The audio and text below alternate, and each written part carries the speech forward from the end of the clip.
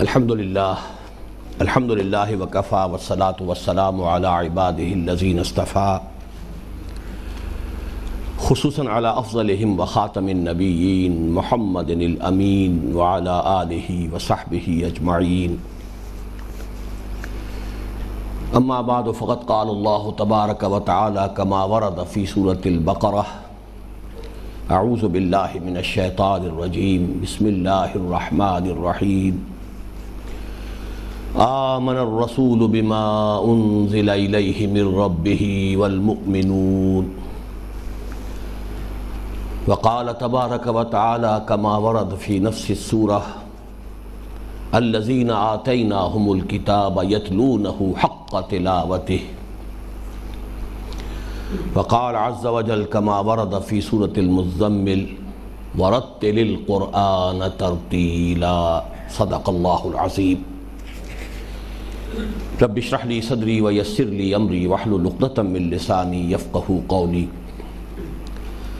اللہم ربنا الہمنا رشدنا واعذنا من شرور انفسنا اللہم ارحمنا بالقرآن العظیم واجعلہ لنا اماما ونورا وہدا ورحمہ اللہم ذکرنا منہ ما نسینا وعلمنا منہ ما جہلنا وارزقنا تلاوتہ آناء اللیل وآناء النہار واجعلہ لنا حجتا یا رب العالمین آمین۔ مسلمانوں پر قرآن مجید کے حقوق نامی کتابچے کا ابتدائی تعارف بھی اور اس کا پہلا باب بھی ہم پچھلی نشست میں پڑھ چکے ہیں۔ ہر مسلمان پر حسب صلاحیت و استعداد قرآن مجید کے 5 حقوق عائد ہوتے ہیں۔ سب سے پہلے یہ کہ اسے مانے جیسے کہ ماننے کا حق ہے۔ اس کے لیے اصطلاح ایمان اور تعظیم، اور ان دونوں کے مابین جو تعلق ہے، جتنا گہرا ایمان ہوتا چلا جائے گا کہ قرآن اللہ کا کلام ہے، اتنی ہی تعظیم بڑھتی چلی جائے گی۔ میں نے وہ مصرع کوٹ کیا تھا کہ ان کا غرور دیکھ کر ہو گئے خاکسار ہم، عرش کی یہ بلندیاں فرش کی پستیوں سے ہیں۔ جتنا گہرا یقین ہوگا اتنا ہی قرآن مجید کی عظمت جو ہے وہ مزید منکشف ہوگی، اس کی قدر و قیمت کا انسان کے جو دل کے اوپر نقش ہے وہ گہرا ہوگا۔ اس ضمن میں جو ایمان کی ایک بحث ہم نے کی تھی، میں اس کا ایک تتمہ یا تکملہ پہلے عرض کر دینا چاہتا ہوں، اس کے بعد پھر ہم دوسرے باب کی طرف بڑھیں گے۔ دوسرا باب یعنی اس کو پڑھا جائے جیسے کہ پڑھنے کا حق ہے، اور اس کے ضمن میں اگرچہ بعض دوسری اصطلاحات بھی زیر بحث آئیں گی، لیکن یہ کہ تلاوت اور ترتیل یہ 2 بہت اہم بنیادی اصطلاحات ہیں جن پر ہم بنیادی طور پر گفتگو کریں گے۔ ایمانیات کے ضمن میں میں نے عرض کیا تھا کہ اصل میں یقین کیسے پیدا ہوتا ہے۔ جب ہم اس کا تجزیہ کرتے ہیں تو ایک بات بالکل متفق علیہ شمار ہوگی کہ ذاتی تجربے سے یقین پیدا ہوتا ہے۔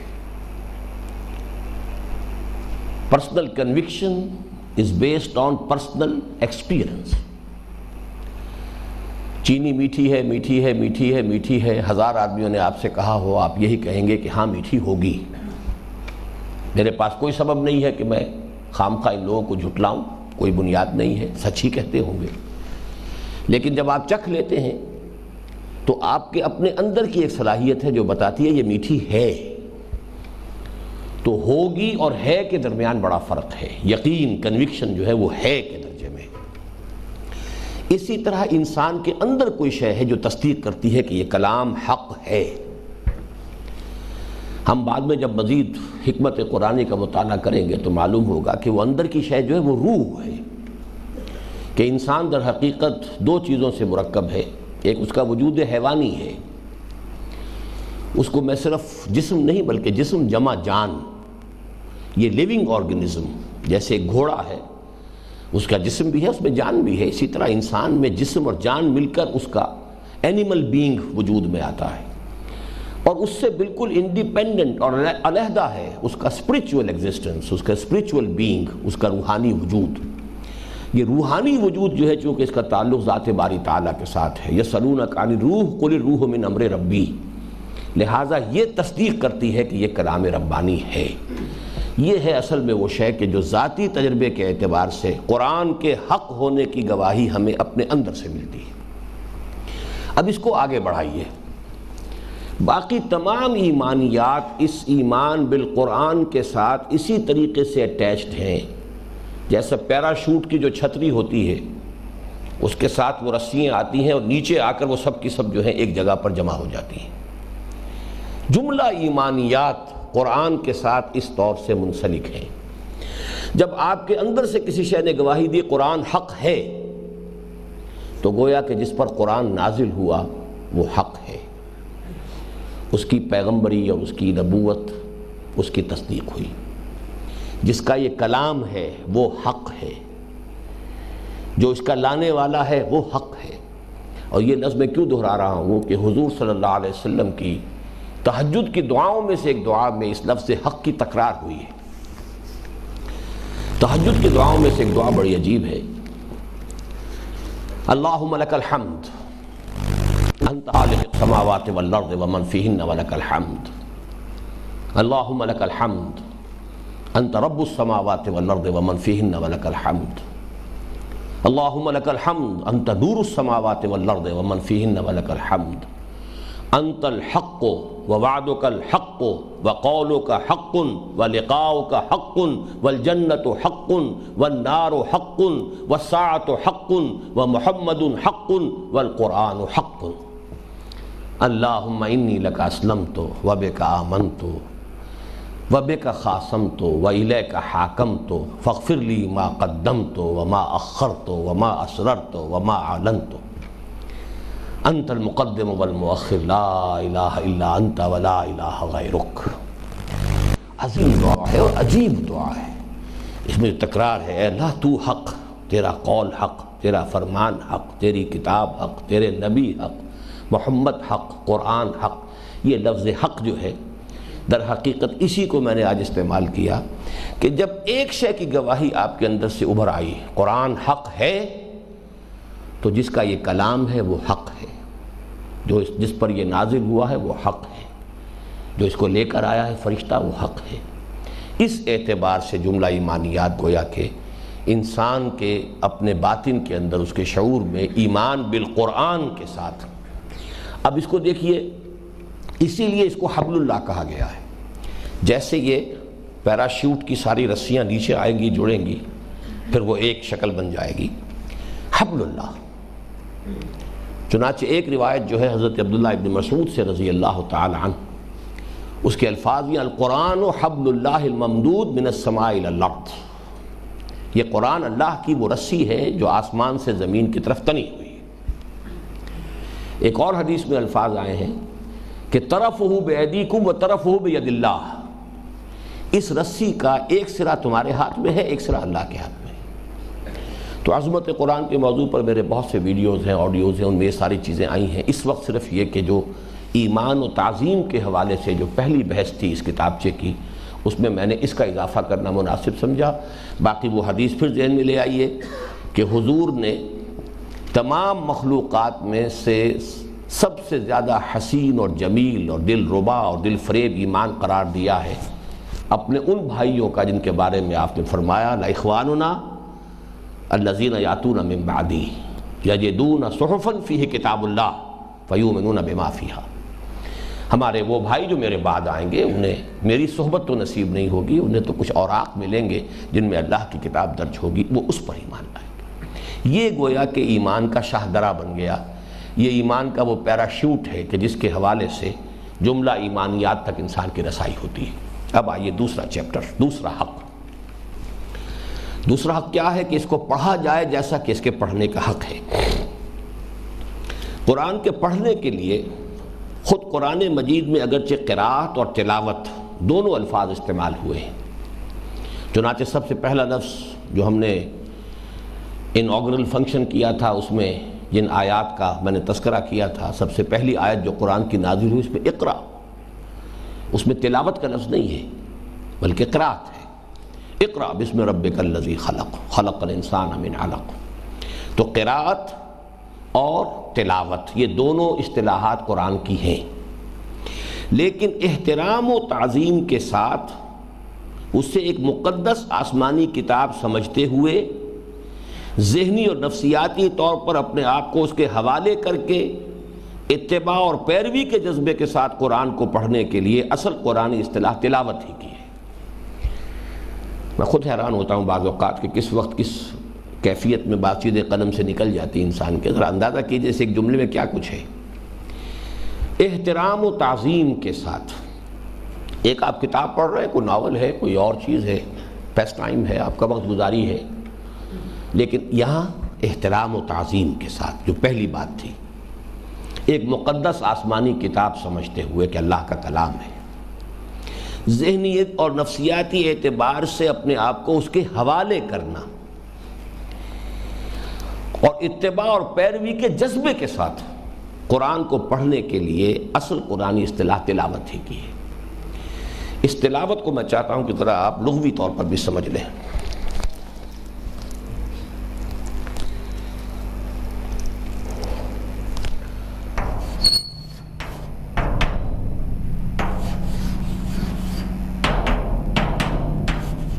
تلا یتلو، اس کے معنی ہے کسی چیز کے پیچھے پیچھے چلنا،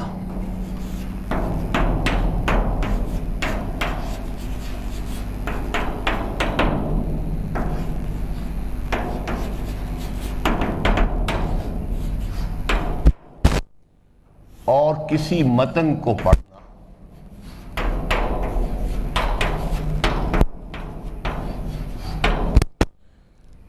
چنانچہ قرآن مجید میں ایک بڑی مشہور سورت ہے، بہت سے حضرات کو اس کی ابتدائی آیات یاد ہوں گی، والشمس وضحاها والقمر اذا تلاها، قسم ہے سورج کی اور اس کی دھوپ اور روشنی کی، اور قسم ہے چاند کی جبکہ اس کے پیچھے آتا ہے۔ سورج غروب ہو رہا ہے، چاند طلوع ہو رہا ہے، گویا کہ چاند جو ہے وہ سورج کا پیچھا کر رہا ہے، سورج کے پیچھے پیچھے آ رہا ہے۔ تو یہ تلا یتلو اس معنی میں بھی آیا، اور تلا یتلو پھر آتا ہے کوئی متن ہے، کوئی عبارت ہے، اس کو پڑھنے کے لیے۔ اور دیکھیے اس میں بھی انگریزی کا لفظ ٹو فالو،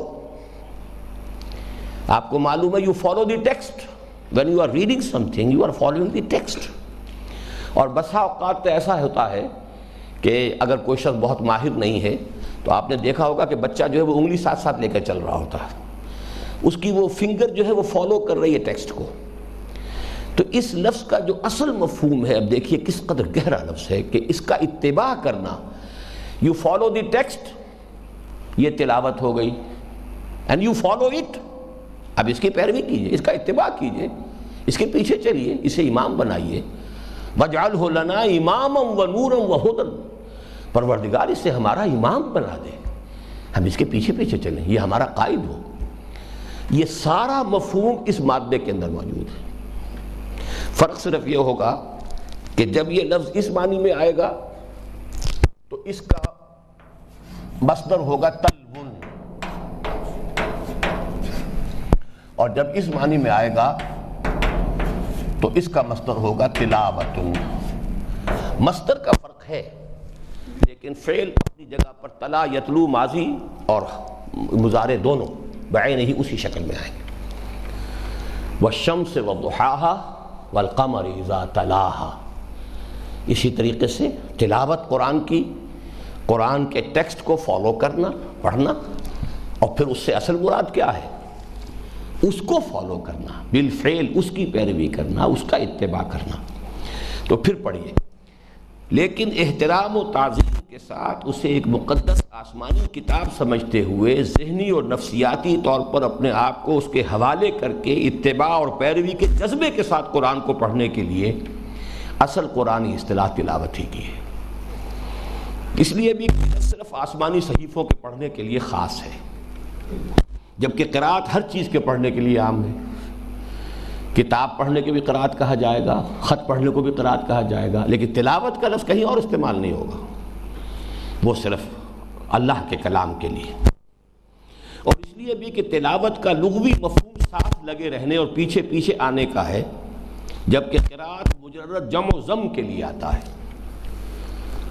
جمع کرنا، قرا قاف را حمزہ یہ مادہ جو آتا ہے یہ جمع کرنے کے لیے. قریہ وہ بستی ہے جس میں لوگ جمع ہیں، آباد ہیں، قریہ. تو اس حوالے سے جمع کرنا. چونکہ آپ اب دیکھیے انگریزی کا پھر لفظ میرے سامنے آیا. جب آپ کوئی عبارت لکھتے ہیں جسے کیا کہتے ہیں؟ Composition. You are composing words, composing sentences. And first of all, you are composing your ideas in your own brain. So composition is قراءت.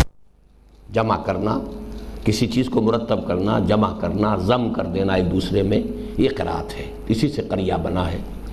ام القریٰ بستیوں کی ماں مکہ ہے. تو یہ مجدد جمع و ضم کے لیے آتا ہے. جب تلاوت کے لفظ کے اندر مفہوم ہے پیچھے پیچھے چلنا.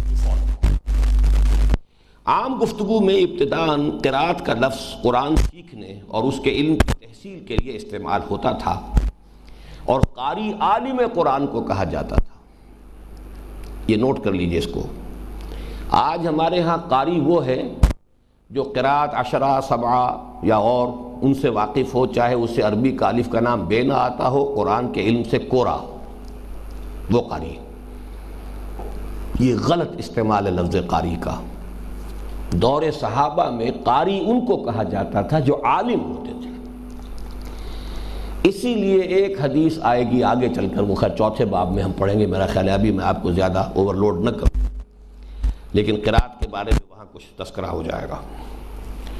لیکن بعد میں یہ اصطلاح قرآن کو اہتمام اور تکلف کے ساتھ قواعد تجوید کی خصوصی رعایت اور حروف کے مخارج کی صحت کا پورا لحاظ کرتے ہوئے پڑھنے کے لیے خاص ہوتی چلی گئی، جبکہ تلاوت کا اطلاق عام طریقے پر انابت اور خشوع و خضوع کے ساتھ حصول برکت و نصیحت کی غرض سے قرآن پڑھنے پر ہونے لگا. قرآت ایک فن بن گیا، اور تلاوت جبکہ اصل میں جو ایک حصول برکت کہہ لیجئے یا حصول ہدایت کہہ لیجئے، اس کے لیے استفادے کے لیے پڑھنا، اس کے لیے تلاوت ہے. تلاوت کلام پاک ایک بہت بڑی عبادت ہونے کے ساتھ ساتھ ایمان کو تر و تازہ رکھنے کا مؤثر ترین ذریعہ ہے.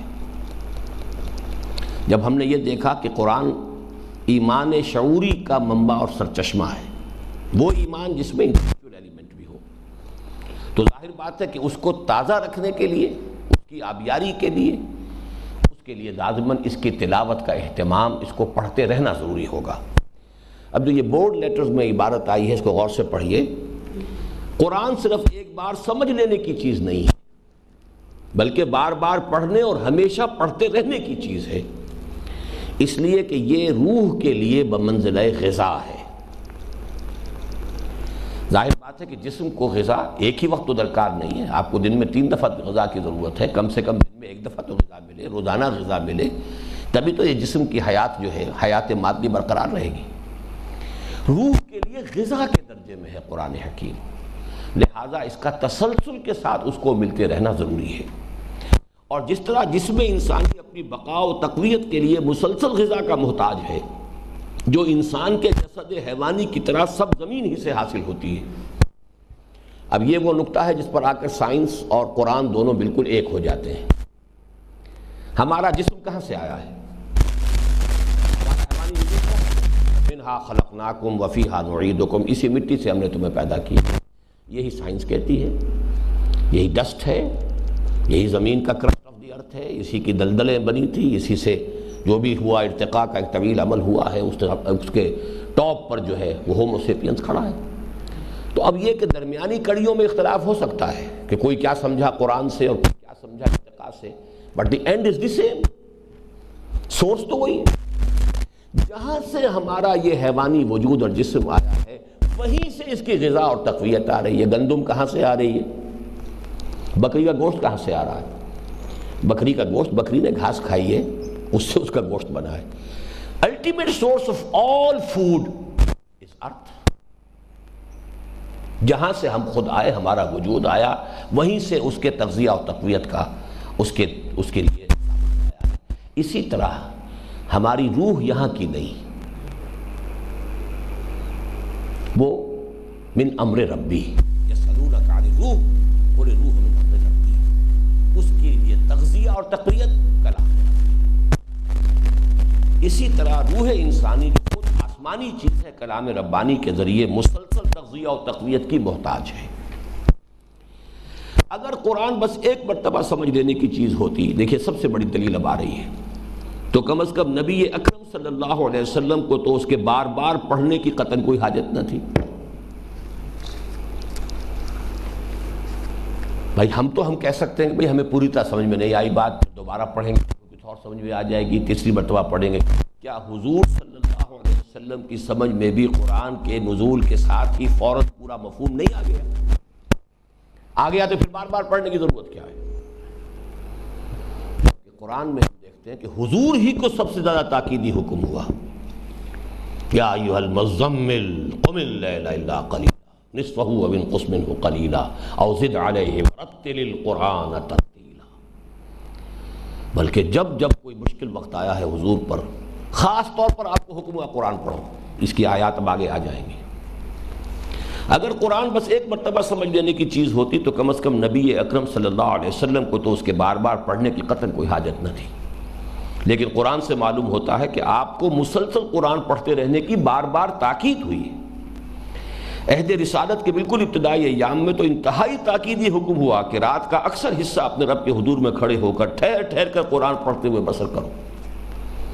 بعد کے ادوار میں بھی خصوصاً جب مشکلات و مصائب کا زور ہوتا تھا اور صبر و استقامت کی خصوصی ضرورت ہوتی تھی، حضور صلی اللہ علیہ وسلم کو تلاوت قرآن ہی کا حکم دیا جاتا تھا۔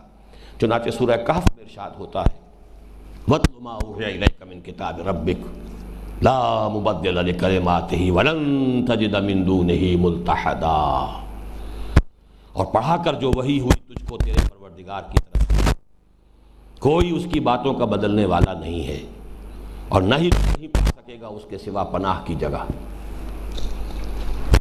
گویا کہ مشکلات میں آپ کا سہارا اور مخالفتوں کے مقابلے میں آپ کی پناہ گاہ ذات رب، اور ذات رب سے تعلق قائم کرنے کا ذریعہ کلام رب۔ سورۃ العنکبوت میں ارشاد ہوا، اتل ما اوحی الیک من الکتاب واقم الصلاۃ، پڑھا کر جو وحی ہوئی تیری طرف کتاب الہی اور قائم رکھ نماز کو۔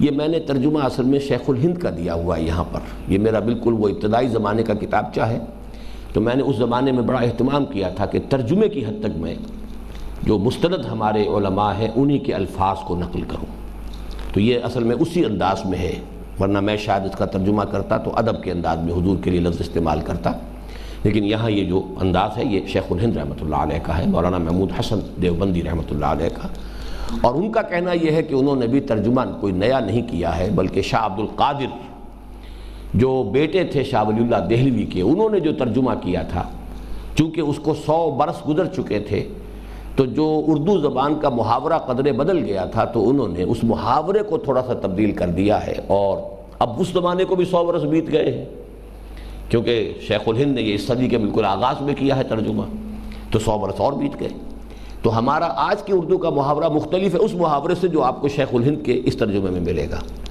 اور شیخ الہند نے اس محاورے کو کیا تھا اپ ٹو ڈیٹ اس محاورے کے مقابلے میں جو اور 100 سال پرانا تھا، یعنی وہ پچھلی صدی کے آغاز کا تھا۔ بہرحال میں نے نوٹ اس لیے کرایا تاکہ آپ یہ محسوس نہ کریں کہ اس ترجمے کے اندر جو ہے کوئی بے ادبی کا انداز ہے، حضور سے خطاب ہو رہا ہے، لیکن یہ اصل میں شیخ الہند کا ترجمہ ہے۔ اس سے معلوم ہوا کہ قرآن کی تلاوت مسلسل کرتے رہنا ضروری ہے، اور یہ مومن کی روح کی غذا، اس کے ایمان کو تر و تازہ اور سرسبز و شاداب رکھنے کا اہم ترین ذریعہ، اور مشکلات و موانع کے مقابلے کے لیے اس کا سب سے مؤثر ہتھیار ہے۔ کتاب الہی کے اصل قدردانوں کی یہ کیفیت قرآن مجید میں بیان ہوئی ہے، الذین آتیناہم الکتاب یتلونہ حق تلاوتہ، جن لوگوں کو ہم نے کتاب عطا فرمائی وہ اس کی تلاوت کرتے ہیں جیسا کہ اس کی تلاوت کا حق ہے۔ اب یہ حق کا لفظ دیکھیے، یہ جو حقوق کی میں نے اصطلاح اخذ کی ہے کہ مانا جائے جیسے کہ ماننے کا حق ہے، پڑھا جائے جیسے کہ پڑھنے کا حق ہے، تو یہاں پر وہ لفظ قرآن مجید ہی سے گویا کہ اس کی سند مل گئی، یتلونہ حق تلاوتہ، وہ اس کی تلاوت کرتے ہیں جیسے کہ اس کی تلاوت کا حق ہے۔ اللہ تعالی ہم سب کو اس آیت کریمہ کا مصداق بنائے اور ہم سب کو توفیق دے کہ ہم قرآن مجید کا حق تلاوت ادا کر سکیں، لیکن اس کے لیے سب سے پہلے یہ سمجھنا ضروری ہے کہ قرآن کی تلاوت کا حق ہے کیا اور اس کی ادائیگی کی شرائط کیا ہیں۔ نمبر 1، تجوید۔ تجوید کا لفظ بنا ہے جاد الشیء جودتاً، کوئی شے بہت عمدہ ہونا، عمدگی، خوبصورتی۔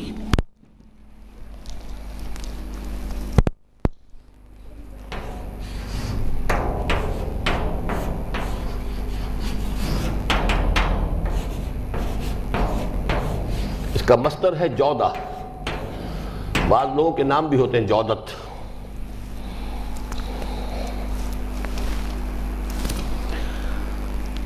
اسے کہتے ہیں خوبصورتی، کوئی شے بہت حسین ہے، خوبصورت ہے، یعنی قرآن کو خوبصورت انداز میں پڑھنا، یہ تجوید ہے۔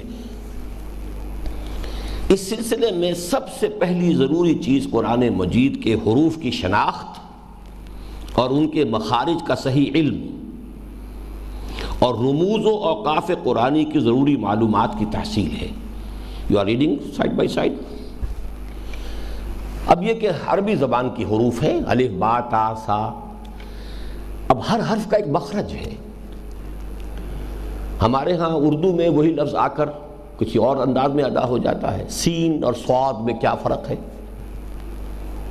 روئے اور ضاد میں کیا فرق ہے، حمزہ اور عین میں کیا فرق ہے۔ ہمارے ہاں جب کوئی آدمی زیادہ گاڑھا پڑھنا شروع کرتا ہے وہ حمزہ کو عین بنا دیتا ہے، ورنہ یہ کہ وہ عین کا بھی حمزہ ہی چلتا ہے، الف ہی چلتا ہے اس میں۔ تو اس کے لیے بڑی مشق کی ضرورت ہے کہ صحیح حروف کی پہچان ہو اور ان کے صحیح مخارج کا علم حاصل کیا جائے۔ پھر یہ کہ رموز و اوقاف کہاں رکنا ہے، کہاں جڑنا ہے۔ جو شخص تو عربی زبان سے واقف ہے اس کو اس کی ضرورت نہیں ہوتی، وہ خود عبارت کے حوالے سے پہچان لیتا ہے، کیونکہ پنکچویشن ہے نہیں عربی زبان میں۔ اس لیے آپ کو معلوم ہے کہ اب ایک ہی جملہ ہے، روکو مت جانے دو، روکو مت جانے دو، حروف تو 3 وہی ہیں، مفہوم زمین و آسمان کا فرق ہو گیا تھوڑے سے وقفے کے لیے۔ روکو مت جانے دو، اس کا مفہوم کچھ اور ہے، روکو مت جانے دو۔ تو اب یہ جو ہمارے ہاں انگریزی میں یا اور زبانوں کے اندر کچھ کوما لگ گیا، کچھ اور ہو گیا، کوئی پنکچویشن ہو گئی، عربی میں ہے نہیں، تو اس کے لیے جو تو صاحب زبان ہے وہ خود سمجھتا ہے، اور ہم لوگوں کے لیے پھر یہ رموز و اوقاف بنائے گئے ہیں، تو اس حوالے سے ان کا بھی صحیح علم ہونا چاہیے، جسے اصطلاحاً تجوید کہتے ہیں۔ ان 2 چیزوں کے جاننے کا نام تجوید ہے، اور جس کے بغیر قرآن مجید کی صحیح اور رواں تلاوت ممکن نہیں ہے۔ آج سے 30-40 سال قبل تک ہر مسلمان بچے کی تعلیم کی ابتدا اسی سے ہوتی تھی۔ میرے اپنی جو بسم اللہ، ہمارے ہاں جو رواج تھا، بسم اللہ ہوتی تھی، 4 سال 4 ماہ 4 دن کا بچہ یا بچی ہو جائے تو بس پھر اس کے بعد بسم اللہ کی تقریب، کوئی مہمان بھی آئے ہوئے ہیں، کچھ نہلا دھلا کے اچھے کپڑے پہنا کے بچے یا بچی کو بٹھایا گیا ہے، سامنے قرآن ہے، کوئی عالم دین، کوئی بزرگ آئے ہیں، انہوں نے پھر اب وہ اقرا بسم ربک الذی خلق پر انگلی پھرواری بچے کی، اسے پڑھوا دیا۔ اس کے بعد یہی سے تعلیم ہوتی تھی، مسجد سے تعلیم کا آغاز ہوتا تھا۔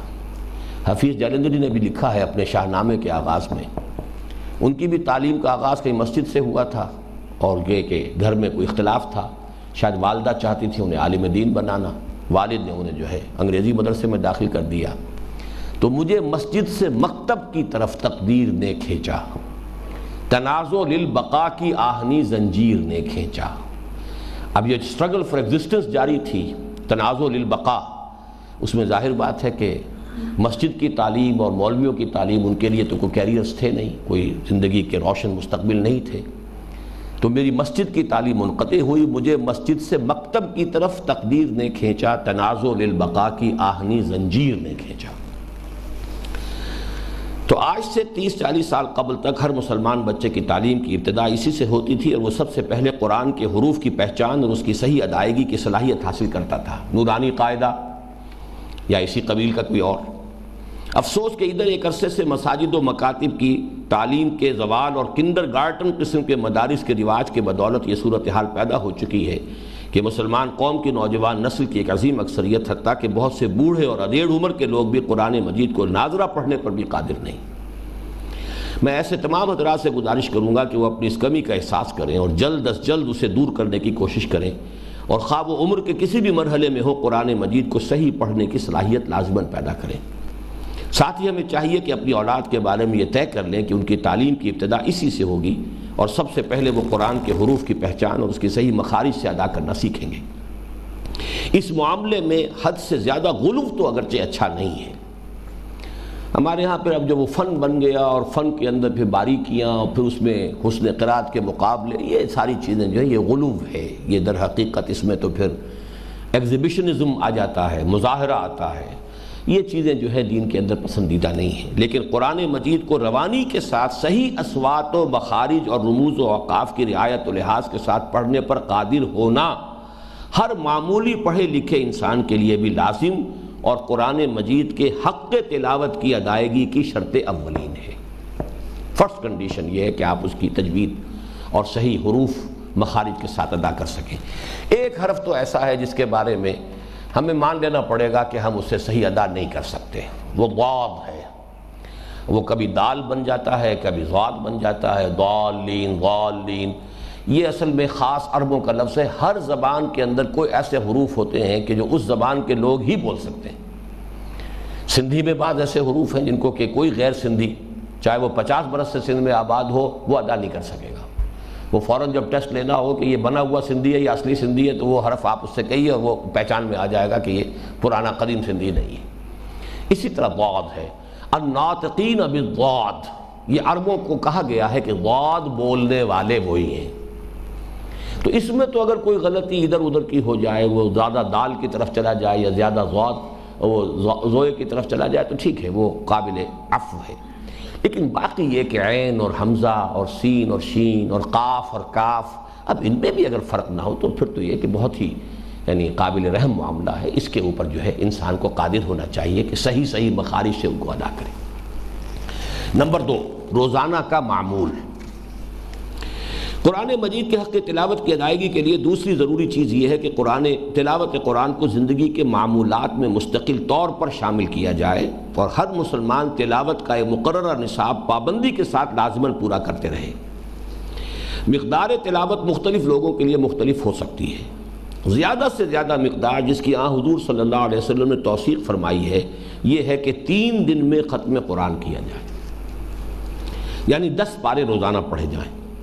اور کم سے کم مقدار جس سے کم کا تصور بھی ماضی قریب تک نہ کیا جا سکتا تھا، یہ ہے کہ 1 پارہ روزانہ پڑھ کر ہر مہینے قرآن ختم کر لیا جائے۔ واقعہ یہ ہے کہ یہ وہ کم از کم نصاب ہے جس سے کم پر تلاوت قرآن کے معمول کا اطلاق نہیں ہو سکتا، بلکہ یہ پاروں میں تقسیم ہی اس وقت ہوئی ہے جب مسلمانوں کے اندر ایمانی جذبات کچھ کم ہو گئے، اور اس کے بعد جو ہے 1 مہینے میں قرآن ختم کرنے کا معاملہ جو ہے نصاب کے طور پر مسلمانوں کو تجویز کیا گیا، ورنہ اس سے پہلے دور صحابہ میں، دور تابعین میں ان پاروں کا کوئی ذکر نہیں۔ 7 منزلیں، تقریباً 4.5 پارے، 4.25 پارے، 4.25 پارے کی ایک منزل ہے۔ ہر ہفتے میں قرآن ختم کرنا یہ صحابہ کرام کا معمول تھا۔ پھر معمول بھی بعد میں پتہ چل جائے گا رات کے وقت پڑھنے کا۔ یہ تھا قرآن کے ساتھ شغف کا عالم، اسی لیے پاروں کا کوئی تصور نہیں تھا۔ اسی لیے پارے جو ہیں یہ قرآن مجید میں بعد میں اس کی تقسیم ہوئی ہے، اور تقسیم بھی بڑی بھونڈی ہوئی ہے۔ معلوم ہوتا ہے کہ کوئی ایک مصحف لے کر اور اس میں برابر برابر صفحے گن دیے گئے ہیں، اور سورتوں کی جو ہے فصیلیں اس میں ٹوٹ گئی ہیں۔ آپ نے دیکھا ہوگا کہ 14واں پارہ جو ہے وہ شروع ہوتا ہے تو اس سے پہلے سورہ ہجر کی ایک آیت جو ہے وہ 13ویں پارے میں ہے، اور باقی پھر پورا کا پورا 14ویں پارے میں جا رہا ہے۔ حالانکہ بڑی بے تکی سی بات ہے، جبکہ جو منزلیں ہیں اس میں پوری صورتیں اس میں ایگزیکٹلی برابر نہیں کیا گیا۔ پہلی منزل کے اندر سورہ فاتحہ کے بعد 3 صورتیں آتی ہیں، اور یہ تقریباً 5.25 پارے بن جاتے ہیں۔ دوسری منزل میں 5 آتی ہیں، تیسری میں 7 آتی ہیں، چوتھی میں 9۔ یہ بھی خوبصورتی ہے اس میں، 3 5 7 9 11 13 اور 65، 13 5 65، یہ تعداد ہے ان منزلوں کے اندر سورتوں کی۔ اور ان میں کوئی 4.25 پارے، کوئی 4.25 پارے، کوئی 5.25 پارے، اس طریقے سے ہے۔ تو یہ نہیں کیا گیا کہ ایگزیکٹلی برابر کرنے کے لیے توڑ دیا جائے صورتوں کو برقرار رکھتے ہوئے. یہ منزلیں کہلاتی تھیں جو حضور کے زمانے میں اور صحابہ کے زمانے میں تھیں، اور ایک منزل روزانہ تلاوت کرتے تھے صحابہ کرام. پڑھ لیجئے. درمیانی درجہ جس پر اکثر صحابہ عامل تھے اور جس کا حکم بھی ایک روایت کے مطابق حضور صلی اللہ علیہ وسلم نے حضرت عبداللہ ابن عمر رضی اللہ عنہما کو دیا تھا، یہ ہے کہ ہر ہفتے قرآن ختم کر لیا جائے. یہی وجہ ہے کہ دور صحابہ میں قرآن کی تقسیم سورتوں کے علاوہ صرف 7 احزاب میں تھی. واقع رہے کہ 30 پاروں اور رکوعوں میں قرآن کی تقسیم بعد کی چیز ہے، جن میں سے پہلے 6 احزاب علی ترتیب 3، 5، 7، 9، 11 اور 13 صورتوں پر مشتمل ہیں، اور 7واں جو حزب مفصل کہلاتا ہے بقیہ قرآن مجید پر مشتمل ہے. اس طرح ہر حزب کم و بیش 4 پاروں کا بنتا ہے، جن کی تلاوت انتہائی سکون و اطمینان کے ساتھ 2 گھنٹوں میں کی جا سکتی ہے، جو دن رات کے عشر سے بھی کم ہے. یہ حساب بڑا پیارا ہے. 10واں حصہ دینا چاہیے نا اللہ کو. 24 گھنٹے ہیں تو 10واں حصہ 2 گھنٹے تو لگ بھگ جو ہے وہ دینے چاہیے اللہ کے کلام کو.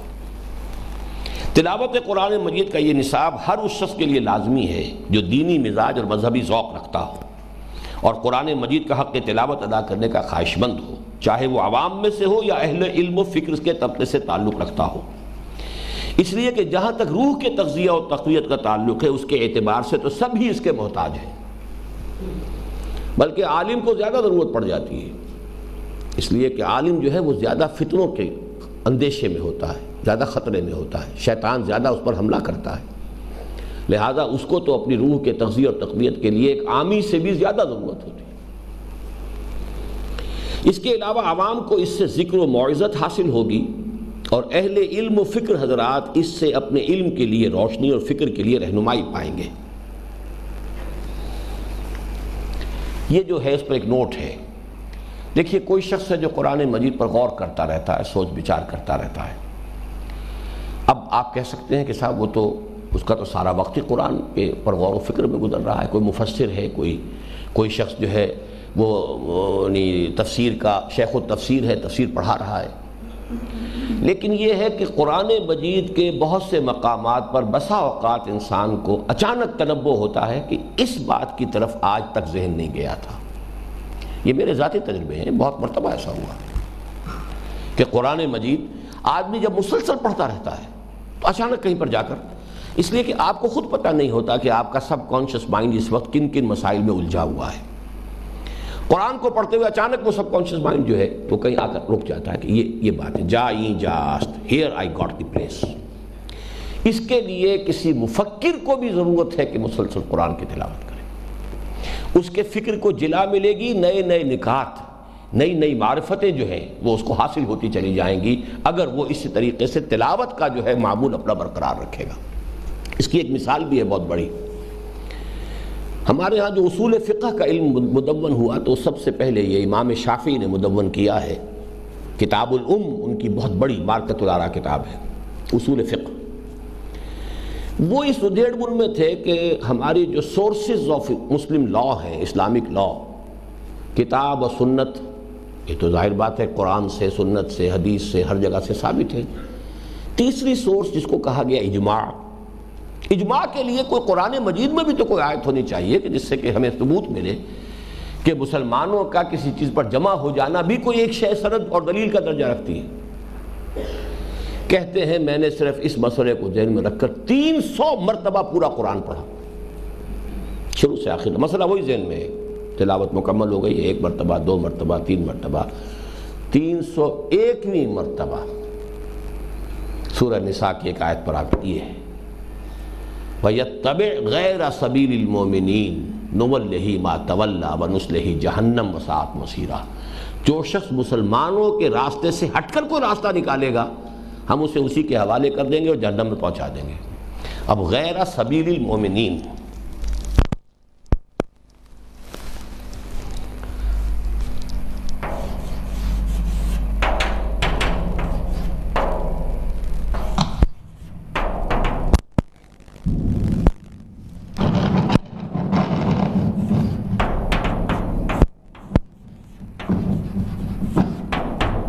مطلب یہ ہے کہ سبیل المومنین جو ہے یہ خود اپنی جگہ پر ایک سند اور درجہ جو ہے ایک دلیل کے درجے میں ہے. اہل ایمان کا راستہ، اجماع کے لیے دلیل مل گئی، لیکن یہ کہ یہ مسلسل تلاوت ہی کا نتیجہ تھا. چنانچہ اس کے نیچے کا نوٹ پڑھ لیجئے. اور واقعہ یہ ہے کہ اصحاب فکر جو خرد کی کسی گتھی کو سلجھانے میں مگن ہوں اور سخت الجھن میں ہوں، بسا اوقات قرآن حکیم کی تلاوت مسلسل کے دوران یہ محسوس کریں گے کہ جیسے دفتن ان کی گتھی سلجھ گئی ہو اور الجھن ال ہو گئی ہو، اور قرآن مجید کے کسی ایسے مقام سے انہیں روشنی حاصل ہو گئی ہو جس کو اس سے قبل بے شمار مرتبہ پڑھا تھا، لیکن چونکہ وہ مسئلہ ذہن میں موجود نہ تھا لہذا اس پہلو کی جانب توجہ نہیں ہوئی. حتیٰ کہ وہ حضرات بھی جو دن رات قرآن حکیم پر تفکر و تدبر میں لگے رہتے ہوں اور قرآن کی ایک ایک سورت پر برسوں غور و فکر کرتے اور اس کے مشکل مقامات پر عرصہ دراز تک توقف کرتے ہوں، وہ بھی قرآن کی اس تلاوت مسلسل سے مستغنی نہیں ہیں، بلکہ ان کو اس کی دوسروں کی بنسبت زیادہ ہی ضرورت ہے، اس لیے کہ قرآن کی تلاوت مسلسل سے اس کی بہت سی مشکلیں از خود حل ہوتی چلی جاتی ہیں اور بے شمار نئے پہلو سامنے آتے رہتے ہیں. تو دو چیزیں ہم نے پڑھی، تجوید اور ایک یہ کہ روزانہ کا معمول. تیسری چیز خوش الحانی. قرآن کی تلاوت کے حقوق میں سے یہ بھی ہے کہ ہر شخص اپنی حد تک بہتر سے بہتر اسلوب، اچھی سے اچھی آواز اور زیادہ سے زیادہ خوش الحانی سے قرآن مجید کی تلاوت کرے. اور قرآن مجید کی تلاوت آواز کے ساتھ ہونی چاہیے. آپ اخبار پڑھ رہے ہیں، خاموشی سے پڑھتے چلے جا رہے ہیں، کتاب پڑھ رہے ہیں، خاموشی سے پڑھتے ہیں. تلاوت قرآن کا یہ خاموشی سے پڑھنے کی چیز نہیں ہے، اسے جہر کے ساتھ پڑھیے نمبر ایک. اور اپنی بہترین جو بھی اللہ نے آواز دی ہو خوش الحانی کے ساتھ پڑھنے کی کوشش کیجیے. اس کی وجہ کیا ہے؟ جیسے کہ آج کل آڈیو ویژول ایڈز ایجوکیشن میں ہے. جب آپ کسی چیز کو پڑھ رہے ہیں تو صرف آپ کی آنکھوں کے ذریعے سے فیڈنگ ہو رہی ہے آپ کو کمپیوٹر کو، لیکن جب آپ اس کو آواز سے پڑھ رہے ہیں تو وہ چیز آپ کے کانوں کے ذریعے سے بھی ایک ڈبل ان پٹ ہے کہ جو آپ کے وجود کے اندر قرآن مجید کا ہو رہا ہے. آڈیو بھی ہے، ویژول بھی ہے. آنکھوں سے بھی آپ نے قرآن کی اس عبارت کو دیکھا ہے اور پڑھا ہے، اور پھر کانوں سے اس کو خود اپنی ہی آواز کو اپنے کانوں سے سنا ہے. اس طریقے سے آپ کے اس کمپیوٹر کے اندر دو ذرائع سے وہ فیڈ ہو رہا ہے. اس لیے کہ حسن سماعت کا ذوق کم و بیش ہر انسان میں ودیت کیا گیا ہے. کم و بیش کو ضرور نوٹ کر لیجئے، سب میں برابر نہیں ہوتا. بعض لوگوں میں یہ ذوق زیادہ ہوتا ہے، بعض لوگوں میں کم ہوتا ہے، اور اس کی کچھ ایک ڈائریکٹلی پروپورشنل معاملہ ہے. ذہین لوگ، حساس لوگ، ان کو زیادہ مناسبت ہوتی ہے موسیقی سے، اور غبی لوگ اور جو ذرا زیادہ پریکٹیکل لوگ، ایکسٹروورٹ ٹائپ لوگ ہوتے ہیں، انہیں اس سے اتنی دلچسپی نہیں ہوتی. یہ ایک عام سی تقسیم ہے. اور اچھی آواز ہر شخص کو بھاتی ہے. اسلام دین فطرت ہے اور انسان کے کسی فطری جذبے کو یکسر ختم نہیں کرتا، بلکہ تمام فطری داعیات کو صحیح راستوں پر ڈالتا ہے. حسن نظر اور حسن سماعت انسان کے فطری داعیات میں سے ہیں. قرآن مجید کی خوبصورت اور خوشنما کتابت سے ایک مومن کے حسن نظر کو حقیقی تسکین حاصل ہوتی ہے، اور اس کی خوش الحانی کے ساتھ قرات اس کے ذوق سماعت کو آسودگی عطا کرتی ہے. یہی وجہ ہے، یہ آپ کو جو لوگ کے آرٹ کے بڑے ماہرین ہیں اب وہ آپ کو بتائیں گے کہ اسلام نے آ کر آرٹ کی دنیا میں اب ایک حسن ہے صورت کا. اب وہ حسن صورت اب ہمارے ہاں کتابت کا فن بنا ہے. کس قدر خوبصورت انداز، اور اس کا حق ادا کیا ترکوں نے سب سے بڑھ کر. کتابت قرآن، اس کے تغرے، اس کے اندر جو بھی، یعنی یوں سمجھیے کہ واقعہ یہ ہے کہ کمالات پیدا کیے گئے ہیں. آرٹ کے دنیا کے بہترین نمونے میں سے شکلیں نہیں بنائی جائیں گی، حیوانی شکلیں نہیں بنائی جائیں گی، انسانی شکلیں نہیں بنائی جائیں گی، یہ اسلام میں حرام ہے. لیکن یہ کہ آپ کے ہاتھ کے اندر اگر کوئی صلاحیت اللہ نے دی ہے کہ اس میں ایک تناسب پیدا ہو، تناسب کے ساتھ اس کے جو حروف جو لکھے جا رہے ہیں ان میں ایک حسن پیدا ہو جائے، یہ آپ قرآن مجید کی کتابت کے اندر اپنے اس ذوق کی تسکین کی. اسی طریقے سے موسیقی، قرآن کے اندر ایک موسیقی ہے. یہ نوٹ کر لیجئے، قرآن شاعری نہیں ہے. لیکن بلینک ورس جس کو کہا جاتا ہے، آزاد نظم، میں سمجھتا ہوں کہ وہ در حقیقت آسمانی کتابوں ہی سے ماخوذ ہے۔ بلینک ورس قرآن ہے۔ قرآن مجید میں قوافی آتے ہیں، آیات کے آخری الفاظ، آخری حروف اسی صوتی اثر کو لے کر آتے ہیں، ان کا ایک اپنا ردم ہے۔ وہ نہیں ہے کہ وزن بھی ہو اور اس کے اندر وہ تختی ہو اور یہ ہو اور وہ ہو، وہ اور مبالغہ آرائی ہو، وہ نہیں ہے، لیکن یہ کہ ایک ردم ہے اس کا، اس ردم کے اندر ایک حسن ہے، اس کے اندر اپنا ایک حسن صوت ہے، اس کی اپنی ایک ڈیوائن میوزک ہے، اس میں کوئی شک نہیں ہے۔ اور میرا تو چونکہ ذاتی تجربہ ہے، میری کمزوریوں میں سے تھا، میں اپنے زمانہ طالب علمی میڈیکل کالج کے ابتدائی سالوں تک میں بھی، یعنی یہ گانے وغیرہ سننا جو ہے میری بہت بڑی کمزوری تھی۔ ابھی تک میری کمزوری کا یہ حال ہے کہ اگر کہیں سہگل کی آواز کہیں میلوں دور سے بھی آئے تو میرے کان میں پہنچ جائے گی، وہ میری کمزوری تاحال برقرار ہے۔ لیکن میں نے اس سے باقاعدہ کانشسلی قرآن مجید کی تلاوت کے ذریعے سے ڈائیورٹ کیا۔ سائیکل پر چلا جا رہا ہوں، قرآن مجید بلند آواز سے پڑھتا جا رہا ہوں، میرے اس ذوق کی تسکین ہوئی ہے اس سے، اور میں نے اس کو صرف یہ کہ رخ بدل دیا، ذوق وہی ہے۔ اور پھر یہ کہ جس طریقے سے میں نے پھر مصری قرات کا اہتمام کیا اپنے ہاں، پھر اپنے بچوں کو، عارف، عاکف، ان سب کو، ان کے لیے دلچسپی زندگی کے اندر یہی پیدا ہو گئی تھی، قرات کا سننا، حسن قرات۔ اور اس میں واقعہ یہ کہ مصریوں سے آگے کوئی نہیں گیا، یہ فن جو ہے اللہ نے ان پر ختم کیا ہے، کتابت قرآن ترکوں پر اور قرات قرآن مصریوں۔ باقی یہ کہ قرآن مجید کا فہم اللہ تعالیٰ نے سب سے زیادہ اہل ہند کو دیا۔ چلیے آگے چلیے۔ قرآن مجید کی خوبصورت اور خوشنما کتابت سے ایک مومن کے حسن نظر کو حقیقی تسکین حاصل ہوتی ہے، اور اس کے خوش الحانی سے کے ساتھ قرات اس کے ذوق سماعت کو آسودگی عطا کرتی ہے۔ یہی وجہ ہے کہ حضور صلی اللہ علیہ وسلم نے تاکیداً فرمایا ہے، زینوا القرآن باصواتکم۔ سنن ابو داود اور سنن نسائی کی روایت ہے حضرت براء ابن عازب سے رضی اللہ تعالی عنہ، قرآن کو اپنی آوازوں سے مزین کرو، یہ تو حکم ہے۔ اللہ نے تمہیں اچھی آواز عطا کی ہے تو قرآن مجید کو مزین کرو، زینت اپنی آواز کے ذریعے سے زینت دو۔ ساتھ ہی اس معاملے میں کوتاہی پر ان الفاظ میں تنبیہ فرمائی ہے کہ لیس منا من لم یتغن بالقرآن، یہ بھی سنن ابی داؤد کی روایت ہے سعد بن ابی وقاص سے، جو شخص قرآن مجید کو خوش الحانی سے نہیں پڑھتا وہ ہم میں سے نہیں ہے۔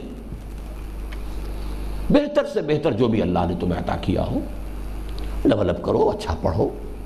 اور اس کے لیے مزید تشویق کے لیے خبر دی ہے، ما اذن اللہ لشیء ما اذن لنبی ان یتغنى بالقرآن یجہر بہ، اللہ تعالیٰ کسی اور چیز کو اس طرح کان لگا کر نہیں سنتا جیسے کسی نبی کی آواز کو جبکہ وہ قرآن پڑھ رہا ہو خوش الحانی کے ساتھ، بلند آواز سے۔ اب اذن کان لگا دینا، ما اذن اللہ لشیء، اللہ کسی شے کو اس طرح کان دھر کر نہیں سنتا، کان لگا کر نہیں سنتا۔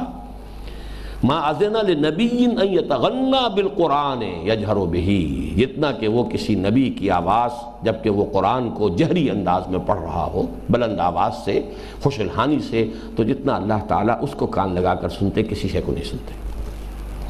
بارہا ایسا ہوتا تھا کہ حضور صلی اللہ علیہ وسلم راہ چلتے کسی صحابی کو اچھی آواز سے قرآن پڑھتے ہوئے سنتے تو دیر تک کھڑے ہو کر سنتے رہتے اور بعد میں اس کی تحسین بھی فرماتے۔ یہ حضرت ابو موسیٰ کے ساتھ ہوا تھا۔ ایک دفعہ حضور رات کے وقت کہیں گزر رہے تھے تو حضرت ابو موسیٰ اشعری رضی اللہ تعالی عنہ وہ رات کی نماز میں اپنے ہاں اپنے گھر میں، اب گھر ظاہر بات ہے کہ وہ کئی کنال کی کوٹھیاں تو تھی نہیں، وہ تو حجرات تھے چھوٹے چھوٹے سے، ایک کسی کی کوٹھڑی ہے تو شاید تھوڑا سا کوئی صحن ہو، تو گلی میں سے نکلتے ہوئے ساری آوازیں آ رہی ہیں، جو بھی اللہ کا بندہ کھڑا ہوا نماز پڑھ رہا ہے، تلاوت کر رہا ہے۔ تو حضور کافی دیر تک کھڑے وہاں سنتے رہے ابو موسیٰ اشعری رضی اللہ تعالیٰ عنہ کی قرات کو۔ پھر صبح فجر کے وقت جب ملاقات ہوئی تو آپ نے تحسین فرمائی، یا ابا موسیٰ انک قد اوتیت مزمارا من مزامیر آل داود، اے ابو موسیٰ تمہیں تو اللہ تعالیٰ نے آل داود کے سازوں میں سے ایک ساز عطا کیا ہے، جیسے حضرت داؤد علیہ السلام کو اللہ تعالیٰ نے خاص آواز عطا کی تھی جس سے وہ حمد کے ترانے جب الاپتے تھے تو پہاڑ بھی وجد میں آتے تھے اور پرندے بھی ان کے ساتھ شریک ہوتے تھے۔ تو اے موسیٰ ابو موسیٰ تمہیں تو اللہ نے آل داود کے سازوں میں سے ایک ساز، وہ ساز کوئی اور نہیں تھا طبلہ وبلا، وہ ساز وہی جو فطری ساز اللہ تعالیٰ نے انسان کے اندر رکھ دیا ہے، وہ ساز مزمارن من مزامیر آل داود۔ اس کے علاوہ آپ فرمائش کر کے بھی صحابہ سے قرآن مجید سنا کرتے تھے۔ چنانچہ حدیث میں واقع آتا ہے کہ آپ نے حضرت عبداللہ ابن مسعود سے قرآن سنانے کی فرمائش کی۔ انہوں نے عرض کیا حضور کیا آپ کو قرآن سناؤں، حالانکہ آپ پر ہی تو یہ نازل ہوا ہے؟ آپ نے فرمایا ہاں میں چاہتا ہوں کہ دوسروں سے سنوں۔ چنانچہ ابن مسعود نے آپ کو قرآن سنایا اور آپ کی آنکھوں سے آنسو روا ہو گئے۔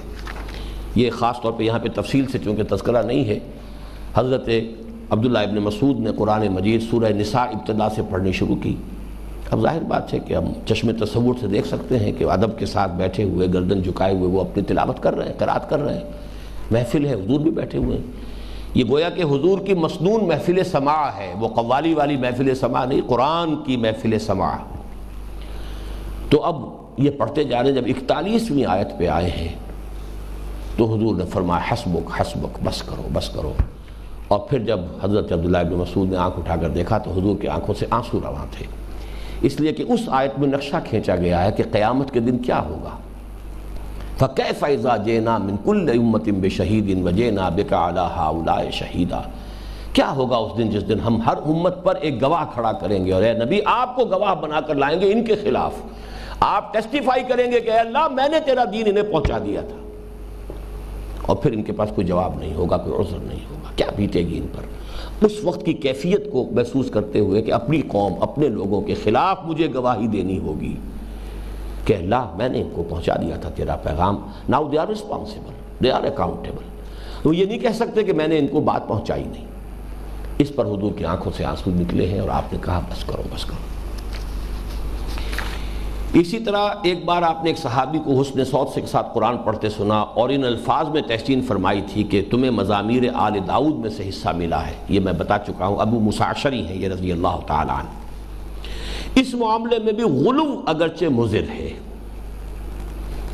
خصوصاً جب اس میں تصنع یا ریا شامل ہو جائیں۔ اب جو ہمارے ہاں یہ مقابلہ حسن قرات جب شروع ہو گیا، یہ چیزیں جو ہیں یہ بہرحال یہ اس کی پرورشن ہے۔ اس کو ایک حد تک صحیح ایک مثبت انداز میں جس حد تک ہونا چاہیے، لیکن یہ کہ اس کے اندر یہ مظاہرہ اور تصنع اور مقابلہ اور پھر اس کے لیے یہ اب اس کے اندر ریاکاری کا مسئلہ ہو جاتا ہے۔ جب اس میں تصنع یا ریاکاری شامل ہو جائیں تو اس کی صورت ایک پیشے کی بن جائے، تب تو یہ مہلکات میں سے شمار ہونے والی چیز بن جاتی ہے۔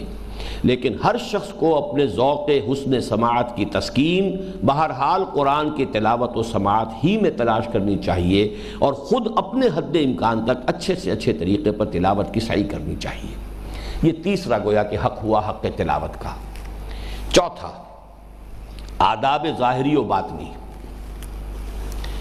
قرآن کے حق تلاوت کی ادائیگی کی شرائط میں سے تلاوت کے کچھ ظاہری اور باطنی آداب بھی ہیں، یعنی یہ کہ انسان باوضو ہو، قبلہ رخ بیٹھ کر تلاوت کرے، لیٹ کر نہ کرے، اس کی ابتدا تعوذ سے کرے، اعوذ باللہ من الشیطان الرجیم۔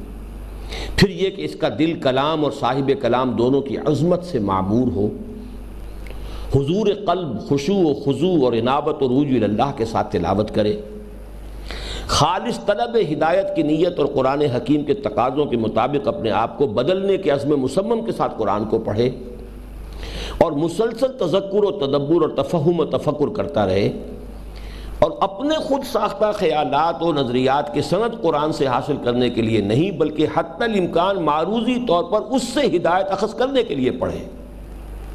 اس لیے کہ جیسا کہ عرض کیا جا چکا ہے، تلاوت کا لغوی مفہوم پیچھے لگنے اور ساتھ رہنے کا ہے، اور نفس میں حوالگی اور سپردگی کی کیفیت تلاوت کا اصل جوہر ہے۔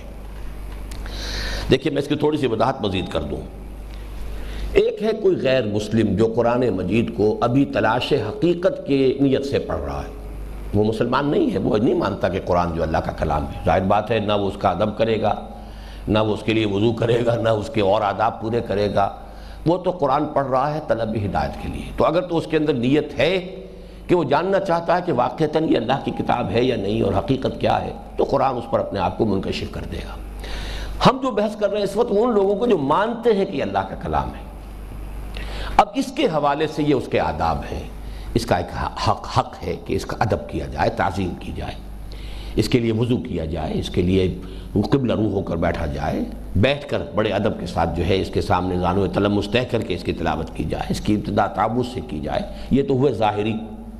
پھر باطنی یہ کہ دل جو ہے کلام اور صاحب کلام کی عظمت جو ہے وہ دل کے اندر جاگزیں ہو. پھر یہ کہ نیت یہ ہو کہ مجھے اس کی پیروی کرنی ہے.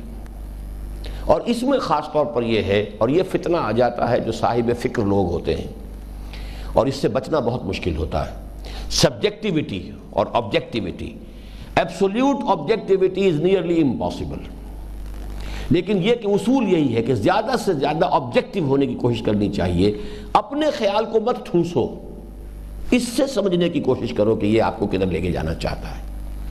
تو یہ اصل میں شعوری طور پر، ورنہ یہ کہ فرض کیجئے میں نے کوئی نظریہ بنا لیا ہے، اب وہ نظریہ بنا ہے کسی اور حوالے سے، صغرا کبرا کوئی اور ہے، اب میں قرآن پڑھ رہا ہوں کہ مجھے اس کے لیے دلیل مل جائے، وہ اصل میں بالکل غلط ہو جائے گا. پھر قرآن مجید جو ہے اس کو ہدایت نہیں دے گا، بلکہ یضل بہ کثیرا ویہدی بہ کثیرا. ہو سکتا ہے اس کے غلط کسی نظریے کے لیے قرآن مجید ہی دلیل دے دے، جاؤ دفع ہو جاؤ، لو یہ دلیل.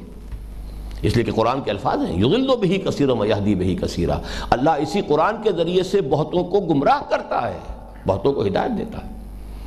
آپ کے پری فارمڈ آئیڈیاز ہیں، پری فیبریکیٹڈ آپ کے نظریات ہیں، ان کو لے کر آپ آ رہے ہیں. اب ظاہر بات ہے کہ آپ جو چیز اس کے خلاف ہوگی اس کو نظر انداز کرتے چلے جائیں گے. کہیں کوئی چیز ذرا سی بھی انگلی رکھنے کا موقع ملا وہاں پہ ڈیرا ڈال دیں گے، اور وہ بیلنس جو ہے وہ آپ کا ختم ہو جائے گا کہ آپ نے اس ساری چیز کو سمجھا ہوتا کہ اس کے لیے مثبت بات یہ آئی ہے، منفی بات یہ آئی ہے.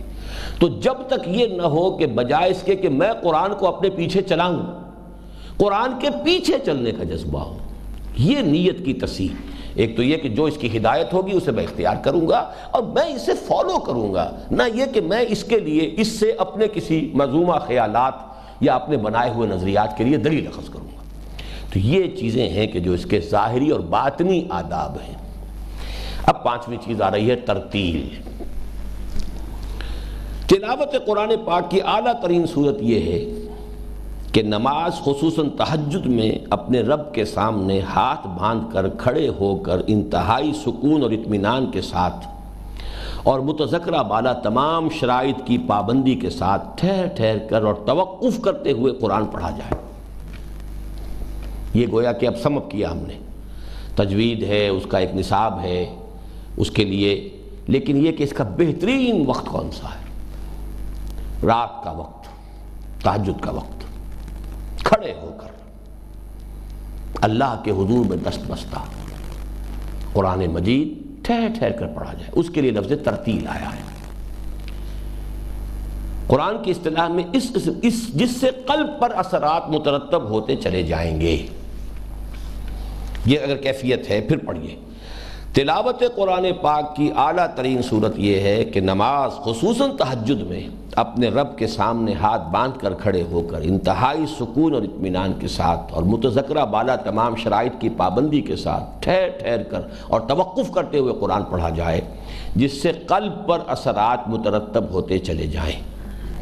قرآن کی اصطلاح میں اس قسم کی تلاوت کا نام ترتیل ہے. اور نبی اکرم صلی اللہ علیہ وسلم کو جو احکام بالکل ابتدائی عہد رسالت میں ملے ان میں سے غالباً اہم ترین حکم یہی تھا، یا ایھا المزمل قم اللیل الا قلیلا نصفہ او انقص منہ قلیلا او زد علیہ ورتل القرآن ترتیلا. اے مزمل رات کو کھڑے رہا کرو سوائے اس کے تھوڑے سے حصے کے، یعنی آدھی رات یا اس سے کچھ کم یا اس سے کچھ زائد، اور قرآن کو پڑھا کرو ٹھہر ٹھہر کر. یہاں پہ ذرا رتل کے لفظ کو بھی سمجھ لیجئے. رتل کہتے ہیں کسی شے کا حسن تناسب کے ساتھ مرتب ہونا.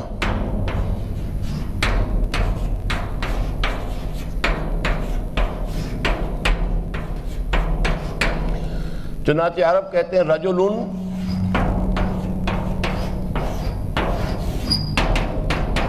رتل الاسنان، فلاں شخص جو ہے اس کے دانت بڑے ہی متناسب ہیں اور بڑے عمدہ موتیوں کی طرح جڑے ہوئے ہیں.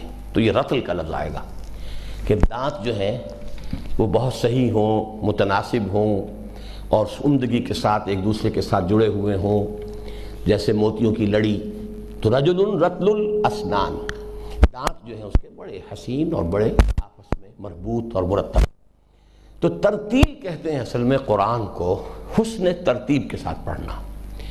اور اس کا طریقہ جو حضور سے معلوم ہے وہ یہ ہے، ہر آیت پر ٹھہرا جائے. الحمدللہ رب العالمین الرحمن الرحیم مالک یوم الدین ایاک نعبد و ایاک نستعین اہدنا الصراط المستقیم. حالانکہ ہم دیکھتے ہیں جب قرات ہوتی ہے، قرات میں تو جوڑتے ہیں، اور جتنا لمبا سانس ہو، لمبا کھینچ جائے، اتنا ہی قاری کو سننے والوں کو بھی پسند آتا ہے، اور قاری بھی سمجھا جاتا ہے کہ بڑا قادر الکلام قاری ہے یہ. لیکن یہ در حقیقت قرات کا وہ اپنا ہے، اس کے اندر بھی ایک ساز پیدا ہو جاتا ہے، سوز اور ساز اور گداز، اور اس کے اندر اپنا ایک ردم پیدا ہوتا ہے، وہ اپنی جگہ پر ہے. لیکن ترتیل جو ہے اس میں اصل جو پیش نظر ہے اس کو جذب کرنا اپنے اندر. جیسے بارش موسلا دھار ہو گئی ہے، وہ جذب نہیں ہوگی، وہ بہہ جائے گی. ہلکی ہلکی بوندیں جب پڑتی ہیں تو وہ پانی زمین کے اندر جذب ہوتا ہے، اور وہ سب سے زیادہ پروڈکٹیو ہوتا ہے. تو اسی طریقے سے ٹھہر ٹھہر کر آہستہ آہستہ قرآن کا اپنے اندر جذب کرنے کے انداز میں کہ وہ رفتہ رفتہ اترے، یہ ترتیل ہے.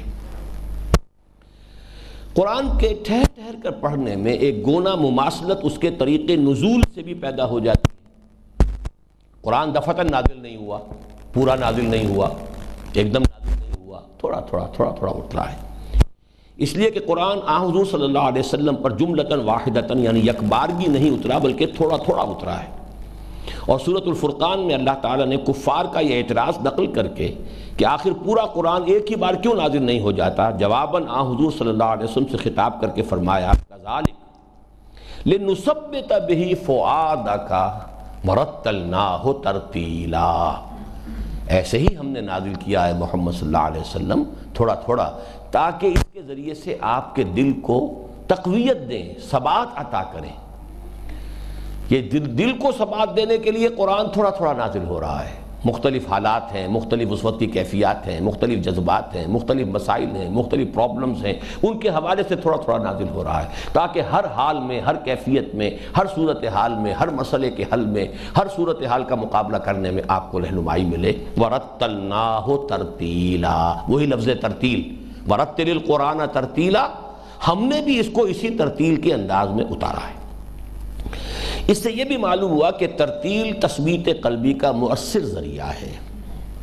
تثبیت، ثبات، سٹیڈی ہونا، دل کا مستحکم ہونا. اور اس طرح قرآن پڑھنے سے قلب انسانی کو زیادہ سے زیادہ فیض اور افادہ حاصل ہوتا ہے، حتیٰ کہ شدت تأثر سے قلب پر گریہ طاری ہو جاتا ہے. چنانچہ علامہ ابن عربی صاحب احکام القرآن نے ترتیل کی تفسیر میں حضرت حسن سے یہ روایت نقل کی ہے کہ ایک مرتبہ حضور کا گزر ایک ایسے شخص پر ہوا جو قرآن اس طرح پڑھ رہا تھا کہ ایک ایک آیت پڑھتا جاتا تھا اور روتا جاتا تھا. اس پر حضور نے صحابہ سے فرمایا کیا تم نے اللہ تعالیٰ کا قول مبارک ورتل القرآن ترتیلا نہیں سنا؟ دیکھ لو یہ ہے ترتیل.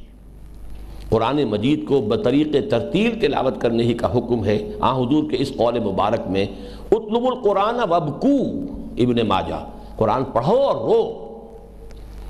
اس کی کیفیت اگرچہ فرض نماز میں حضور کا ایسا کوئی میرے علم کی حد تک واقعہ مذکور نہیں ہے کہ نماز کے دوران آپ پر رقت طاری ہوئی ہو، جبکہ ہمارے ہاں بہت سے لوگ جو ہیں وہ فرض نمازوں میں یا باجماعت نمازوں میں، میرا خیال ہے اللہ مجھے معاف کرے اگر سوء ظن ہو، کہ تکلف اور تصنع کے ساتھ بھی رونے کا اہتمام کرتے ہیں. حضور سے ثابت نہیں.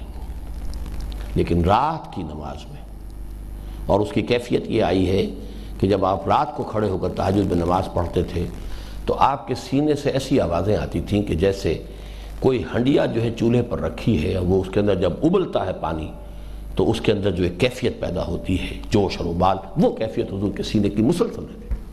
لیکن کبھی فرض نماز میں نہیں، لوگوں کے سامنے نہیں. یہ ساری کیفیت تنہائی کی ہے. اس لیے کہ اور حدیث میں بھی آیا ہے کہ جس میں فرمایا ہے کہ 7 آدمی ایسے ہوں گے جنہیں اللہ تعالیٰ حشر کے میدان میں خاص اپنے عرش کے سائے تلے جگہ دے گا.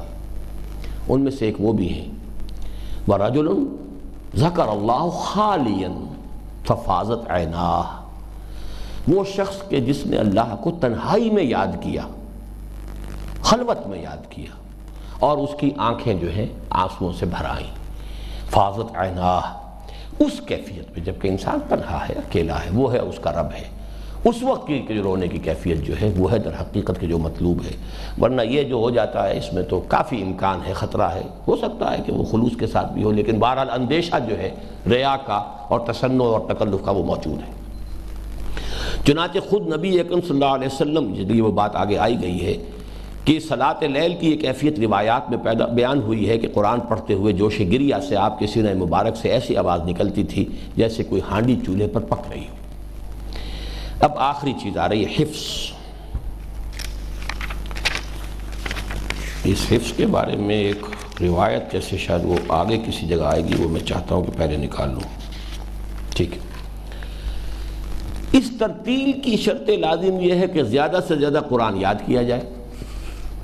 اب اگر یہ معلوم ہو گیا کہ قرآن کی تلاوت کا بہترین موقع نماز میں پڑھنے کا ہے، اور نماز تہجد کی نماز، اور خاص طور پر پھر فرض نمازوں میں سے فجر کی نماز، فجر کی نماز کو تو کہا ہی گیا قرآن وقرآن الفجر، اقم الصلاۃ لدلوک الشمس الی غسق اللیل وقرآن الفجر ان قرآن الفجر کان مشہودا ومن اللیل فتہجد بہ نافلۃ لک۔ تو اب اس کے لیے ظاہر بات ہے قرآن یاد نہیں ہوگا تو کیسے پڑھیں گے؟ لہذا حفظ جو ہے، اب یہ گویا کہ چھٹی بحث ہوئی اس تلاوت قرآن کے حقوق میں سے۔ اس ترتیل کی شرط لازم یہ ہے کہ زیادہ سے زیادہ قرآن یاد کیا جائے۔ بدقسمتی سے اس کا ذوق بھی ہمارے یہاں کم ہوتے ہوتے بالکل ختم ہو گیا ہے۔ ایک تو حفظ قرآن کی صرف یہ صورت مروج رہ گئی ہے کہ پورا کلام پاک حفظ کیا جائے، اور اس کے لیے ظاہر ہے کہ بچپن ہی کا زمانہ موضوع ہو سکتا ہے، جبکہ کلام پاک کا مفہوم سمجھنے کا کوئی سوال ہی سرے سے پیدا نہیں ہوتا۔ اگرچہ اس کا ذوق بھی اب کم ہو رہا ہے، اور اللہ ماشاءاللہ حفظ قرآن صرف غرباء کے ایک طبقے کے لیے ایک پیشہ بن کر رہ گیا ہے، حالانکہ بالکل ماضی قریب میں یہ حال تھا کہ شرفاء اور اچھے کھاتے پیتے گھرانوں میں حفظ قرآن کا چرچا تھا، اور ہندوستان کے بعض شہر تو ایسے بھی تھے جن میں اکثر گھروں میں کئی حافظ قرآن ہوتے تھے، اور وہ گھرانہ نہایت منحوس سمجھا جاتا تھا جس میں کوئی ایک شخص بھی حافظ نہ ہو۔ دو شہر تو میں جانتا ہوں، پانی پت ضلع کرنال کا، کوئی گھر ممکن نہیں تھا کہ اس میں حافظ نہ ہو، اور جو نہیں ہے وہ گویا کہ منحوس شہر گھر ہے۔ اور اسی طرح ٹونک کا معاملہ تھا، اور یہ کھاتے پیتے لوگوں کا تھا یہ مسئلہ، یہ صرف غرباء کا نہیں تھا کہ جا کے انہوں نے مسجد کے اندر جو ہے وہ کہیں ملازمت کرنی ہے اور امامت کرنی ہے، بلکہ اچھے شرفاء کے لوگ، خاص طور پر یہ تاجر برادری جو ہے، ان میں اس کا بڑا چرچا تھا۔ یہ ظاہر بات ہے کہ وہ زیادہ پڑھتے لکھتے تو تھے نہیں، تجارت کرنی ہے، دکان پہ بیٹھ جانا ہے، وہ تو یہ ہے کہ بچہ ذرا باشعور ہوا تو اسے دکان پر بٹھا دیا تاکہ وہ گر سیکھے تجارت کے، لیکن یہ کہ یہ حفظ کر لے، یہ ان کے ہاں چرچا کافی تھا۔ لیکن یہ کہ بہرحال ہمارے ہاں تو معاملہ بہت خراب ہو کر اس نے چونکہ ایک پیشے کی شکل اختیار کر لی ہے، اور وہ غرباء ہی کا ایک طبقہ ہے، لیکن پھر دوبارہ کچھ حالت بہتر ہو رہی ہے، بعض تحریکیں جو ہیں ان کے زیر اثر جو بھی دین کی طرف کچھ رجحان بڑھ رہا ہے، اس میں یہ کہ متوسط طبقے کے اندر بھی اب کچھ رجحان ہے حفظ قرآن کی طرف، یہ اللہ کا شکر ہے۔ جو بات میں نے لکھی ہے یہ آج سے 27-28 برس پہلے کی ہے، اس دوران میں یقیناً صورتحال میں کچھ بہتری ہوئی ہے اس اعتبار سے۔ حفظ قرآن کا یہ سلسلہ نہایت مبارک ہے، اور حفاظت قرآن کی خدائی تدابیر میں سے ہے، اور اس کی جانب بھی اثر نو توجہ انہماک کی شدید ضرورت ہے۔ لیکن میں یہاں بالخصوص جس حفظ کا تذکرہ کر رہا ہوں وہ حفظ وہ ہے جو ترتیل قرآن کا حق ادا کرنے کے لیے ہر مسلمان پر واجب ہے۔ ترتیل کیسے کریں گے اگر آپ کو یاد ہی نہیں؟ ہمارے ہاں تو اکثر و بیشتر جو مولوی جو امام ہوتا ہے اسے بھی 4-6 مقامات کے سوا آگے قرآن یاد نہیں ہوتا، حافظوں کو یاد نہیں ہوتا۔ وہ تو حافظ بھی جو ہے چاہے وہ کہیں امام ہے، لیکن یہ کہ وہ تو پھر تازہ کرے گا رمضان سے پہلے، پھر اس کا رٹا لگائے گا دوبارہ اور پھر اس کو تازہ کرے گا اور وہ پڑھے گا۔ باقی عام سال کے دوران اس سے اگر آپ فرمائش کر دیں کہ فلاں جگہ سے پڑھ کے سنا دیجیے، نہیں سنا سکتے۔ اور باقی جو تنخواہ لیتے ہیں باقاعدہ امامت کرتے ہیں وہ 4-6 مقامات سے زیادہ انہیں یاد نہیں ہوتے، انہیں کو وہ یاد کرتے رہتے ہیں، پڑھتے رہتے ہیں۔ بہرحال وہ تو ایک علیحدہ مسئلہ ہوا، پیشے کا مسئلہ ہے، اس میں پیشے میں عیب نہیں رکھیے نہ فرحات پہ نام، اس کو تو آپ چھوڑ دیں اس وقت۔ اصل مسئلہ یہ ہے کہ جو شخص قرآن کا حق ادا کرنا چاہتا ہے اسے قرآن یاد کرنا ہوگا تاکہ اس کی تلاوت کا حق ادا کر سکے، تاکہ اس قابل ہو سکے کہ رات کو اپنے رب کے حضور میں کھڑے ہو کر اس کا کلام اسے سنا سکے۔ یہ بڑا پیارا انداز ہے۔ دیکھیے میرا ایک انداز ہے قرآن نماز کے بارے میں، وہ میں آپ کو بتا دوں۔ میں جب امامت کرتا ہوں یا جہری نماز، میں سورہ فاتحہ کو اس انداز سے پڑھتا ہوں کہ اللہ سے مخاطب ہوں، اور جو میرے پیچھے ہیں ان کی نمائندگی کرتے ہوئے اللہ کی حضور میں ایک ارداشت پیش کر رہا ہوں۔ اس وقت لجاجت، اس میں حسن قرات دکھانے کا موقع وہ نہیں ہے، اس میں لجاجت، تضرع، کچھ مانگنے کا انداز، یہ کیفیت ہونی چاہیے۔ پھر جب اب قرآن پڑھتا ہوں، اب میں اللہ کا کلام لوگوں کو سنا رہا ہوں، اس میں گویا کہ اس کا جلال، اس کی عظمت، اس کو جس طریقے سے بھی آپ چاہیں اس کو پیش کریں۔ یہ دو کیفیات نماز کی امامت میں میری بالکل مختلف ہوتی ہیں۔ میری سورہ فاتحہ کا انداز بالکل مختلف ہوگا، وہ ایک دعا کا ہے، جیسے کہ لجاجت کے ساتھ ایک عظیم ہستی کے ساتھ ہم کلام ہیں، کوئی درخواست کر رہے ہیں۔ لیکن اب یہ اس کا کلام، اس عظیم ہستی کا کلام ہے جو میں سنا رہا ہوں، جو پیچھے کھڑے ہیں ان کو۔ اس وقت جو ہے معاملہ جو ہے وہ قرآن مجید کے اندر جو اپنی ایک عظمت ہے، اس کا جلال ہے، اس کو جتنا بھی آپ برنگ آؤٹ کر سکیں اپنے انداز میں، پڑھنے کے انداز میں، you have to do it. افسوس ہے کہ اس کا ذوق بالکل ہی ختم ہو گیا ہے، حتیٰ کہ علماء تک اس سے مستغنی ہو گئے ہیں، اور ائمہ مساجد جنہیں قرآن مجید سے سب سے زیادہ شغف ہونا چاہیے، ان کا حال یہ ہو گیا ہے کہ بس جتنا قرآن کبھی یاد کر لیا تھا اسی پر قناعت کیے بیٹھے ہیں، اور عدل بدل کر انہی حصوں کو نمازوں میں پڑھتے رہتے ہیں۔ اس کے برعکس ہونا یہ چاہیے کہ ہر شخص قرآن کے اس حصے کو جو اسے یاد ہو اپنا اصل اثاثہ اور سرمایہ سمجھے، اور اس میں مسلسل اضافے کے لیے کوشاں ہے، تاکہ تلاوت قرآن کی سب سے اعلیٰ صورت یعنی ترتیل سے زیادہ حظ حاصل کر سکے، اور اپنی روح کو زیادہ سے زیادہ غذا عمدہ سے عمدہ صورت میں فراہم کر سکے۔ اس حفظ کے سلسلے میں البتہ ایک روایت میں آپ کو سنانا چاہتا ہوں، وہ صفحہ میں بتاتا ہوں، نکال لیجئے آپ۔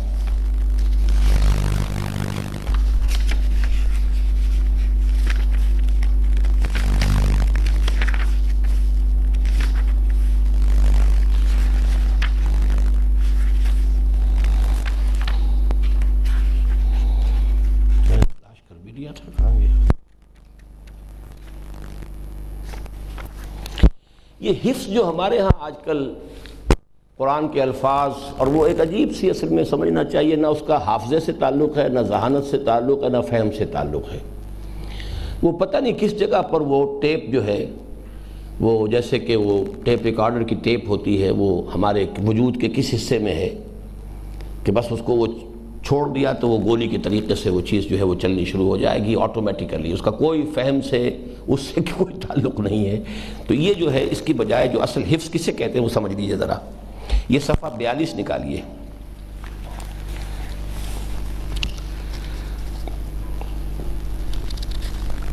الاتقان فی علوم القرآن کی یہ جو حاشیہ ہے اس میں یہ روایت ہے۔ وقد قال ابو عبد الرحمن السلمی حدثنا الذين كانوا يقرؤون القرآن كعثمان بن عفان وعبد الله بن مسعود وغيرهما انهم اذا كانوا تعلموا من النبي صلى الله عليه وسلم 10 آيات لم يتجاوزوها حتى يعلموا ما فيها من العلم والعمل قالوا فتعلمنا القرآن والعمل جميعا ولهذا كانوا يبقون مدة في حفظ السورة۔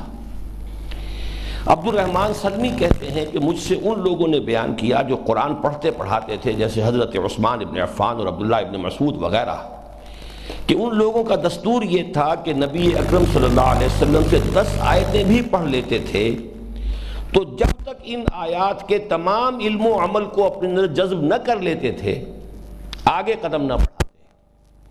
انہوں نے کہا کہ ہم نے قرآن کے علم اور عمل دونوں کو ایک ساتھ حاصل کیا ہے، یہی وجہ ہے کہ ایک ایک سورت کی حفظ میں وہ برسوں لگا دیا کرتے تھے۔